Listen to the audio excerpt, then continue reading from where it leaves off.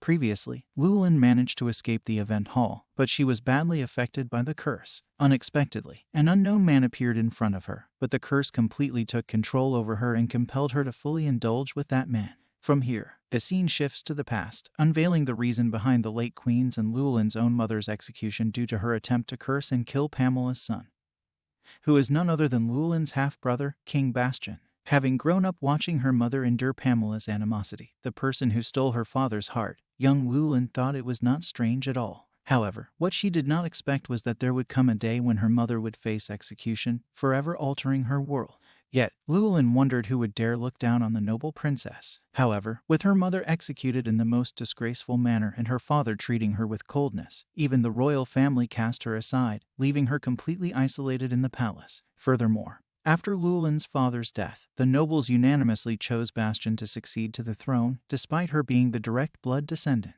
The new king was welcomed with prosperity. However, at that time, there was nothing she could do as she lacked the power to defend herself. After enduring all this, she had tried to enter the monastery, thinking that her life would not be threatened if it belonged to God. However, her brother King Bastian was dead set against her choice. He had attempted many times to convey to Lewellyn that although Bastian was her half-brother, he had never wished for her to be unhappy, and also assured her that he wouldn't be a threat to her. In addition, he expressed concern because the monastery's environment was not as favorable as one might think. He assured Lewellyn that by the time she reached 25, she would be allowed to enter the monastery without requiring royal consent. Furthermore, he suggested to her that until then, she should stay here calmly and contemplate her future. Indeed, she never detests Bastian, especially considering that when she was harassed by Pamela, Bastian filled the flower bed with roses. He is the sole person within this palace who treats her with genuine gentleness. That's why she decided to live in the palace until she turned 25, since she can endure that much humiliation.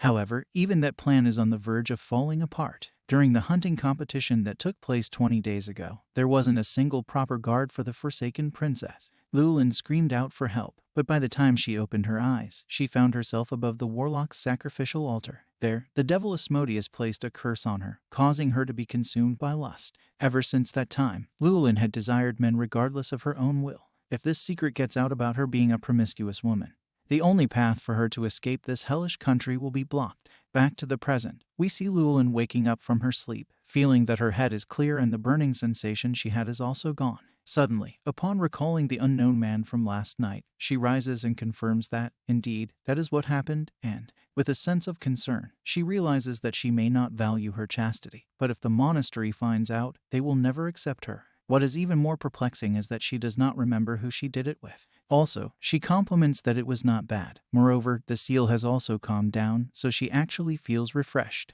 Nevertheless, if by any chance that man spreads rumors, although he promised her to keep this a secret forever, she convinces herself that this is not the time to remain idle and simply trust the word of a guy whom she does not remember. Stepping off her bed, Lewellyn calls her maid and inquires about her return last night. Did she walk back? The maid confirms that, to the best of her recollection, it was at dawn, and Commander Tristan personally carried her back, explaining that she had fainted due to pain. Upon hearing this, Lewellyn is internally shocked, contemplating, Commander Tristan Jr., really? The first knight of the Brigent, commander of the Red Templar Knights, who works directly under the king. Additionally, the maid adds that he mentioned finding Lewellyn collapsed in the garden. He also instructed her not to call a doctor but to keep the matter quiet.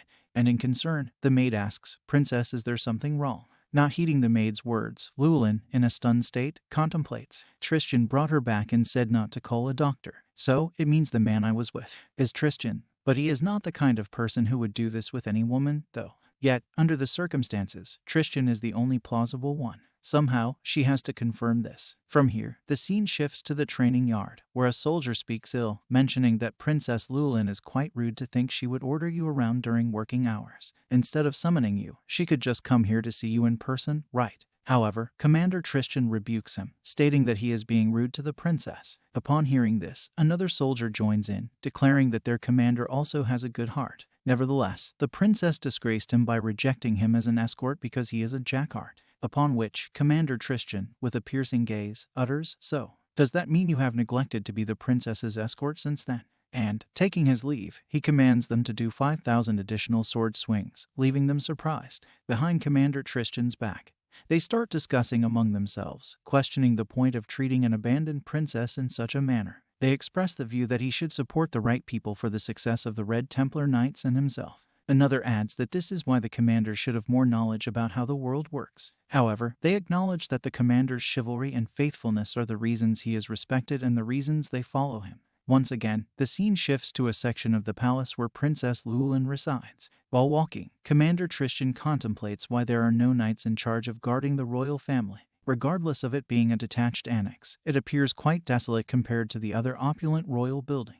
How on earth is this possible? Upon arriving at the place, the maid requests permission to enter. Princess Lewellyn is sitting on a chair near the dining table. Turning her face, she speaks to Commander Tristan. "You came." He greets Princess Lewellyn by bowing his head. In response, she asks him to come and take a seat. After some time, Lewellyn, while drinking tea, asks about yesterday, mentioning that she heard Commander Tristan brought her back while she was unconscious. He quickly replies, yes. Lewellyn thanks him for what he did. Upon this, Tristan says that he only did what he should have done. Eventually, he questions, "Is your body all right? Does it still hurt?" In a startled state, she confirms that her body is fine. He then said that he kept silent about the part that you ordered me to keep secret. Amazed, Lewellyn contemplates that right now, using the word secret means he really was that person, right? Seeing Lewellyn in deep silence, Tristan asks, "What is the matter? If something has happened to you?" Not replying to his question, she again ponders that, of course, there is a problem.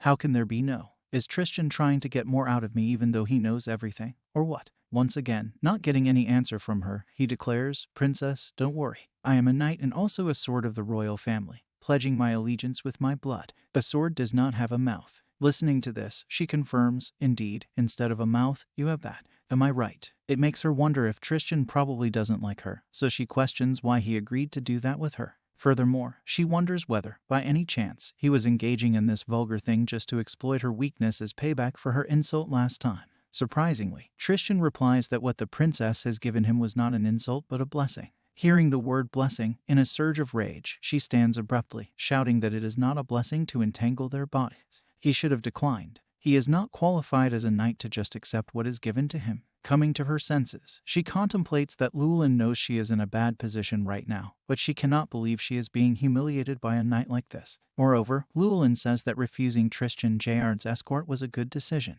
Plus, whatever happened that night, he better keep it a secret since it is also related to the honor of the knight. And, with a disappointed gaze toward Tristan, she utters that if he claims to be a royal sword, if a sword acts like a human, she would throw it into a hot furnace. Completing her words, Lewellyn starts to walk out, but suddenly Tristan stops her, saying, "Princess, I don't quite understand what the princess means by entangling my and the princess's bodies." Upon hearing this, a sudden jolt runs through Lewellyn's body where she contemplates, what? It was not Tristan? As we wrap up today's segment, thank you for being with us until the very end. I'll be sharing fresh videos of this manga and exciting new series every weekend. Your support is invaluable, so please subscribe and hit the notification bell to stay updated. Your encouragement keeps the channel thriving, and I appreciate it immensely. Until next time, take care and goodbye.